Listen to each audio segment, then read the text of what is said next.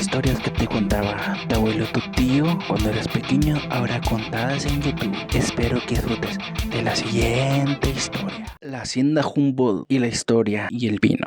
Julimes, Chihuahua, solitario y frondoso cerca de la cabecera municipal, se yergue un árbol peculiar, el pino alemán, que representa uno de los últimos vestigios de la ex hacienda Humboldt, un asentamiento extranjero que al principio del siglo XX fue considerado una explotación agrícola, modelo y cuya prosperidad terminó abruptamente tras el estallido de la Revolución Mexicana. A 3 kilómetros de la cabecera municipal está lo que fue el casco de la hacienda, en cuyos terrenos existían huertas que provenían de la fruta de legumbres para una industria de las conservas de alimentos, los cuales eran exportados a otras ciudades del país, incluso al extranjero. De esta planta industrial, de la que afirma fue pionera en América Latina, no queda tampoco muchos rastros, acaso alguna etiqueta de las latas cuyo interior contenía fruta en almíbar. La hacienda Humboldt, Durazno. Cada lata garantizada puede leerse en un papel rotulado que se conserva en el Museo de la Presidencia Municipal de Julimes. La gente de esta localidad sabe de la existencia de la hacienda por las historias que contaban sus abuelos y bisabuelos, algunos de los cuales trabajaban para los alemanes. También existían constancia de la colonia germana por documentos que se conservan. En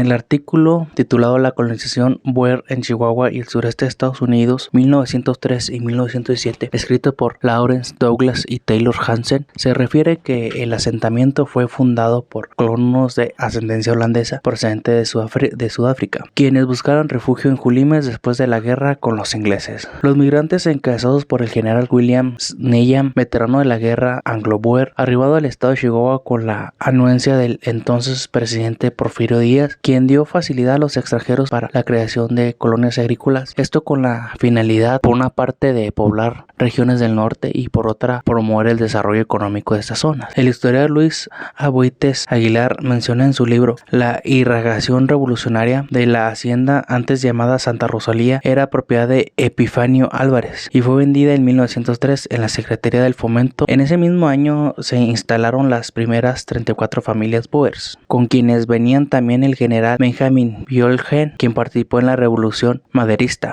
Una creciente del río Conchos en 1904 destruyó medio millar de hectáreas que había sido sembradas y 1.500 árboles frutales. Esto obligó a la mitad de las familias colonizadoras a abandonar la hacienda. 2 años después, las tierras fueron compradas por la compañía alemana de Getau y Quetzal Sux por mediación de Pablo Hoffmann. Pronto los germanos pusieron manos a la obra y en poco tiempo levantaron una industria procesadora de carnes, embutidos, frutas, legumbres y pescado. Asimismo, los nuevos dueños de la hacienda plantaron 10.000 árboles frutales que trajeron desde California para producir duraznos que eran enlatados en la planta de las conservadoras. Asimismo, los nuevos dueños de la hacienda plantaron 10.000 árboles frutales que trajeron desde California para producir duraznos que eran enlatados en la planta. Las conservas eran exportadas a las ciudades de Chihuahua, Juárez, El Paso y Monterrey, donde al parecer tenían buena aceptación. La colonia agrícola en Julimes llegó a tener casi 23.000 hectáreas y aprovechaba las aguas del río Conchos para regar sus huertos y sembraríos, esto gracias a una concesión otorgada por la Secretaría de Fomento. Sin embargo, la bonanza tuvo una duración corta debido a la revolución. Armando Navarrete, ex cronista del municipio de Meoqui, señaló un artículo en la que la hacienda fue atacada en diciembre de 1913 por un grupo de alzados quienes prendieron fuego a las instalaciones. La situación de violencia orilló a los colonos alemanes a abandonar la colonia, cuyas huertas fueron secando, mientras que la maquinaria de la industria empacadora fue desmantelada paulatinamente hasta desaparecer. Actualmente, de la ex hacienda, cuyas tierras se convirtió en ejido, solo quedan el nombre, una iglesia y parte del acueducto y un árbol conocido como el pino alemán, plantado hace más de 100 años por los colonos, el cual se ha convertido en un atractivo turístico en Julimes. Una gran cantidad de historias se recuerdan en torno a la presencia de personas de nacionalidad alemana en la comunidad conocida como la hacienda Humboldt, ubicada a 3 kilómetros de la cabecera municipal de Julimes. Ahí desde hace poco más de 100 años está plantado un árbol que se le conoce como el pino alemán, único en su tipo en toda América Latina, el cual permanece inamovible y respetado por los habitantes de la comunidad en la hacienda Humboldt del municipio de Julimes. Hay mucha gente que viene a diferentes puntos del estado, del país y de los Estados Unidos para conocer este árbol, que no se ha podido podido multiplicar y eso es lo que llama la atención. El árbol cuando se seca las ramitas se ponen rojas hasta que se le caen.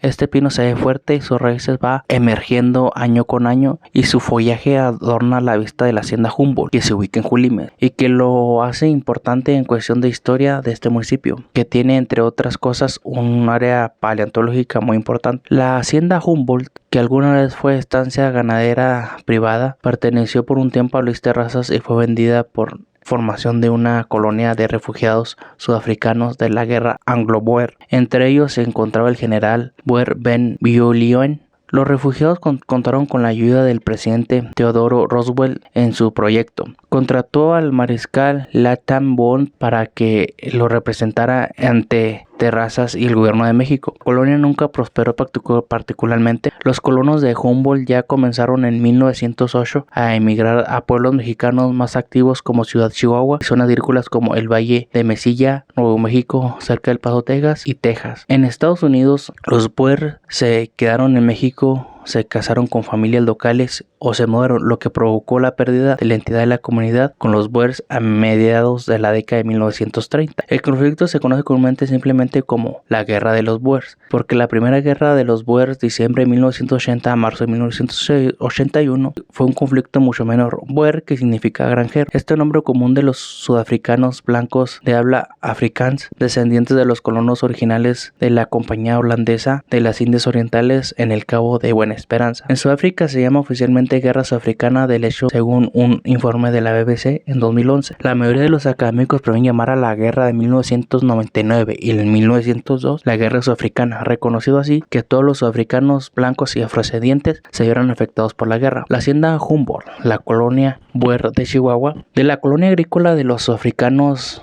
de origen holandés, desterrados por los ingleses, la hacienda se convirtió después en una empresa productora y enlatadora de frutas propiedad de socios capitalistas como el propio gobernador del estado Enrique C. Krill y la casa comercial Quetzal y Dagetau de la capital de Chihuahua. Fuera de los municipios ribereños del río Conchos, Ñoqui y Julimes, casi nadie en el estado de Chihuahua sabe que estas tierras se asentó, llegando en 1903 y procedente de Sudáfrica un reducido grupo de colonizadores boers que buscaban el refugio y el sustento al cabo de una terrible guerra que sostuvieron y que perdieron en contra del Reino Unido de la Gran Bretaña. Las repúblicas boers fueron nacidas independientes en la mitad del siglo XX, creados por los habitantes de la colonia del Cabo que hablaban inicialmente en idioma neerlandés y por sus descendientes en lo que hoy es el país de Sudáfrica. Dos de estas naciones habían logrado el reconocimiento internacional, la República de Sudáfrica o de Transvaal y el Estado Libre de Orange. Estos estados desaparecieron como entes políticos y administrativos después de la Segunda Guerra Mundial de los Boers, que dio lugar a la anexión británica y su posterior incorporación Unión Sudafricana.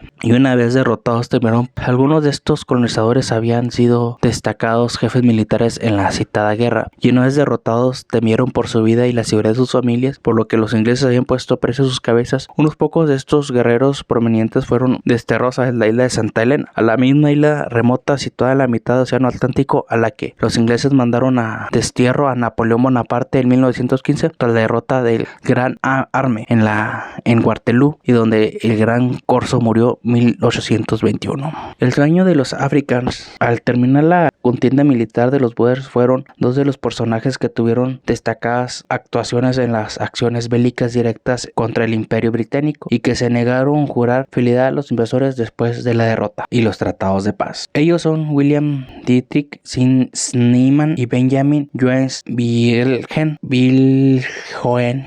Schneemann viajó a los Estados Unidos donde recibió apoyo del presidente Roosevelt, quien le motivó a buscar territorios al sur del país, en México. En 1902, Schneemann inició la búsqueda de tierras proporcionadas para la agricultura en México, pero fue en 1903 cuando Schneemann y Viljoen ya juntados se entrevistaron con el presidente Porfirio Díaz, quien les surgió explorar terrenos federales en el Valle del Yaqui, en Sonora, pero ellos mostraron su preferencia en los territorios en Chihuahua. Terminaron dando una visita y de reconocimiento en compañía nada más y nada menos que del ministro de Gobernación del gobierno de Díaz, José Ives Limatur. El alto funcionario les ofreció la hacienda de Santa Rosalía, enseguida donde confluyen los ríos San Pedro y Conchos, en el centro sur de Chihuahua. Ellos terminaron enamorándose de esta franja de fértiles tierras aledañas de Alconchos dentro del municipio de Julimes. Julimes. La dicha hacienda que ellos empezaron a regar con una acequia derivada de la presa que hoy en día se llama presa de la hacienda Humboldt, casi a 20 kilómetros aguas arriba sobre el Conchos, antes de que el río se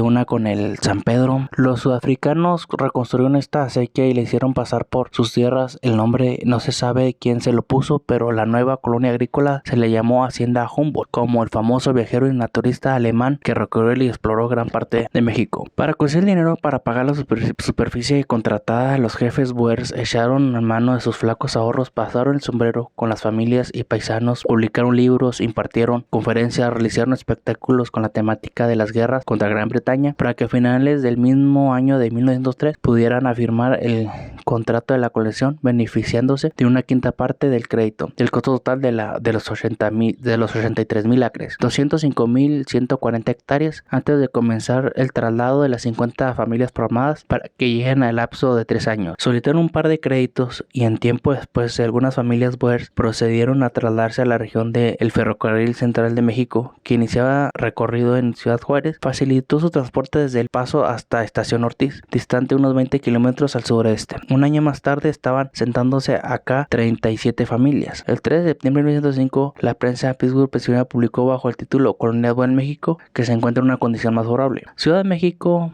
el 2 de septiembre de 1905, se dice que la colonia Boer iniciaba por los generales Zimmerman y Ben Biogen, quienes lucharon galantemente contra los británicos en Sudáfrica. Se encuentra en una condición más floreciente. La colonia en la actualidad cuenta con un vecindario de 150 personas y este año tiene bajo cultivo 3,300 acres, principalmente en grano. Los planicies ahora se han perfeccionado para atraer un gran número de familias de Sudáfrica, muchas de las cuales están allí antes de que llegue el momento de poner los cultivos en la próxima primavera. La cita es de Lawrence Douglas Taylor, La colonización Boer en Chihuahua y sureste de Estados Unidos, 1903-1917. Hay un testimonio que da fe del esfuerzo de los colonos por hacerse y darse a entender ante la barrera del idioma. Ellos no hablaban español, solo de inglés, y eran fluidos en su lengua natal, el Afri. Queriendo comunicarse con sus peones mexicanos, les hacían cosas mexicanas en Mexofricanglish.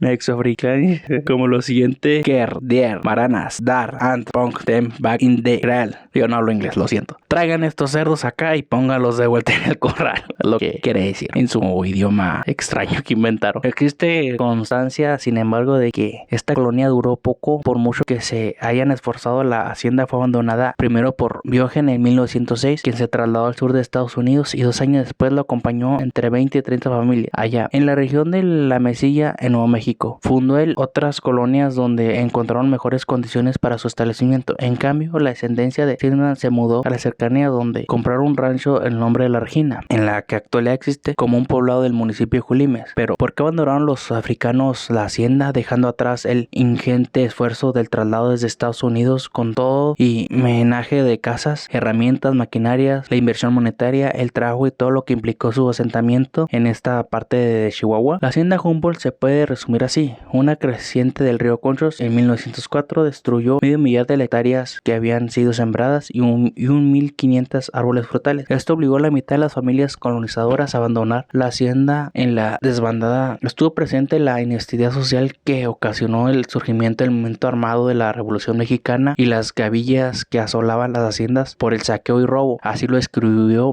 Douglas Taylor. 2 años después, las tierras fueron compradas por la compañía alemana Quetzal y Dagetu Sux, con sede en Chihuahua por mediación de Pablo Hoffman. Como una curiosidad histórica, está documentado que uno de estos migrantes guerreros sí se inmiscuyó en la contienda revolucionaria. El general Benjamin Johannes Biogen fue consejero personal de Francisco I. Madero en cuestiones militares, con el nombramiento del comisionado oficial del gobierno federal en las negociaciones de paz con los yanquis. Al mismo tiempo, otros miembros de esta comunidad permanecieron en Mioque. Al inicio de 1914 sufrieron ataques que Taylor describe así: los insurrectos encabezados por Francisco Villa confiscaron el rancho de Zimmerman y por sospechar que había sido enemigo de la causa constitucionalista. Los buenos no solo no hicieron nada, asegura Pablo Hoffman, nieto del personaje del mismo nombre que administró estas tierras luego del fracaso de los sudafricanos. Recuerda que esta fue primero la hacienda de los Álvarez o Santa Rosalía de Epifanio Álvarez, donde se practica la agricultura tradicional como la siembra de maíz y frijol. Los Boer estuvieron 2 años nada más, afirma Hoffmann II, a mi abuelo que le tenían el mismo nombre que yo y era alemán. Lo mandaron a traer para que administrara y desarrollara la tierra cuando los Boers se hubieran ido. Mi padre era Manuel Porfirio Hoffmann, su hijo. El gobernador Enrique C. Krill vio que mi abuelo estaba haciendo un experimento de departamento de agricultura y le propuso que viniera a Chihuahua a escoger el terreno donde pudiera conseguir y hacer sus estudios. Escogió estos precisamente en los márgenes del Conchos porque tenía un clima y una altitud idóneos. Pablo Hoffmann, abuelo, vio que era un buen microclima para el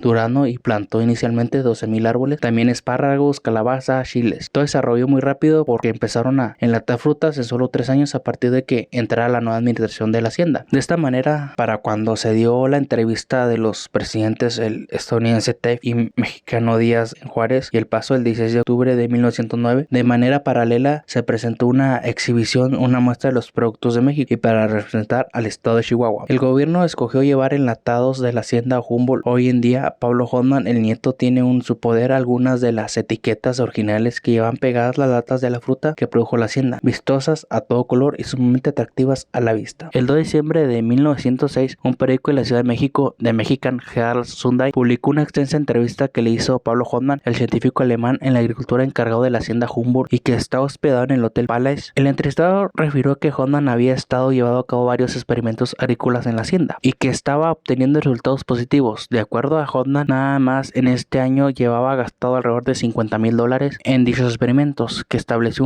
una estación experimental moderna y bien equipada y que estos días había asentado familias en este lugar, casi todas ellas mexicanas. Hay muchísimos ejemplos, pero para dar una idea aproximada de la calidad de las investigaciones y la vasta experimentación que este doctor agricultor aplicó, en la hacienda Humboldt solo cita por último 40 variedades de frijol que fueron aprobadas. Las semillas se obtuvieron de California, Francia, Alemania y otros países. Pablo Hoffmann, el nieto, quien es veterinario de profesión, vive y tiene su casa y su rancho en medio de una plantación de nogales en Los García, a unos 20 minutos de la hacienda, en la orilla de la carretera que da la forma del famoso conglomerado lineal conocido como la Cordillera, que no es otra cosa de un rosario de 11 pequeños poblados que tienen apenas una hilera de casas de cada lado y de la carretera una sola cosa en el fondo antes de las tierras de cultivo y los establos. De estos 11 pueblitos, 6 pertenecen a Meuqui: El Molino, Rincoreño, Los Cineros, Las Puentes, Loreto, Guadalupe, Victoria, que es seccional municipal, y Los García. El resto, 5 son de Julimes: El Entronque, La Regina, Colonia Esperanza, La Labor Nueva y La Boquilla. Hoffmann tiene su propia versión de los hechos que dieron fin a la hacienda Humboldt, a la que está ligada de manera sentimental de por vida. Fue en el año 1921 cuando la hacienda se convirtió en ejido. La accidentada como trágica y gloriosa historia de la famosa Unidad Productiva Agropecuaria e Industrial. El joven abogado Oscar Flores Sánchez, quien se convirtió en gobernador muchos años después, fue conmocionado a mediados de los años 40 para acudir al lugar y levantar el acta de las condiciones que se encontraba la hacienda. Flores Sánchez alcanzó a llevarse a Chihuahua lo que quedó de la maquinaria en calidad de prácticamente chatarra. Los alemanes son una referencia cotidiana y que la gente no suele hacer diferencia entre los que fue la colonia Boer inicial y posterior empresa de la capital alemán y México. Como un atractivo turístico trae visitantes al pueblo. Existe el hecho de que el árbol muy famoso, el pino alemán de Julimes, un ejemplar portentoso cuya especie no ha sido identificada al parecer, por lo que muchos sostienen que puede ser género Avis. Armando Navarrete, el finado cronista del municipio de Meuqui, responsabilizó al movimiento revolucionario por la corta duración de la bonanza Humboldt y recordó que la hacienda fue atacada en diciembre de 1913 por un grupo de alzados. Ya conocimos el respecto a la versión particular de Pablo Hoffmann, nieto.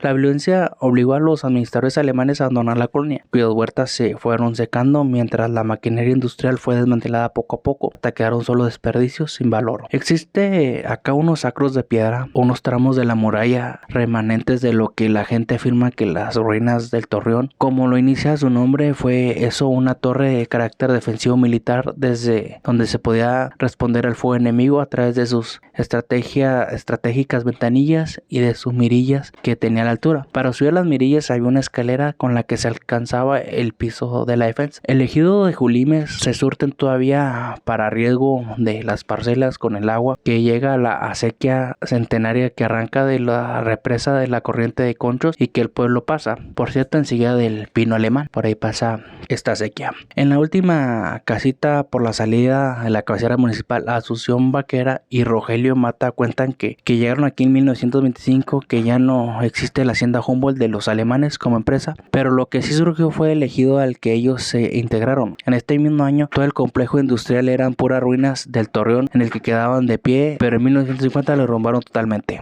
Lo que también existe, y no es poca cosa, pujante y progresista, lleno de que la gente bien humorada, trabajadora y optimista, es el poblado que orgullosamente su historia, de sus tradiciones muertas y vivas, se llama oficialmente Ex Hacienda Humboldt. Y si te gustó la historia que acabas de escuchar, te invito a que nos escribas tu historia en historiasdelmonte@gmail.com. Nos puedes encontrar por Instagram, Facebook y TikTok. Muchas gracias y hasta pronto.